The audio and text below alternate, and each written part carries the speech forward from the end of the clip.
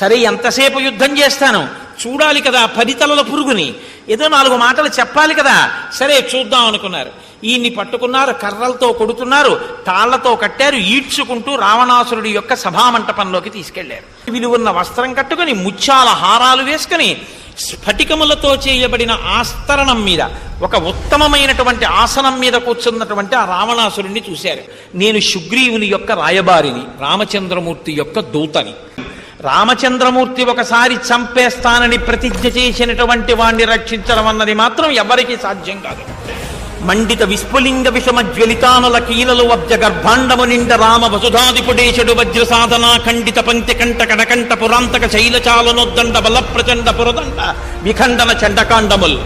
రామచంద్రమూర్తి వచ్చి తన బంగారు కోదండాన్ని నిలబెట్టి అక్షయబాణ తూణీరమలలోంచి బాణములు తీసి వింటినారికి సంధించి విడిచిపెడితే తళ్ళు తలమనేటటువంటి మెరుపులతో లంకాపట్టణపు ఆకాశాన్నంతటినీ కమ్మేసి రాక్షస సంహారం చేస్తున్నప్పుడు రావణ నీకు దిక్కన్నవాడెవరు ఉండడు, నిన్నెవ్వడు ఆదుకోలేడు.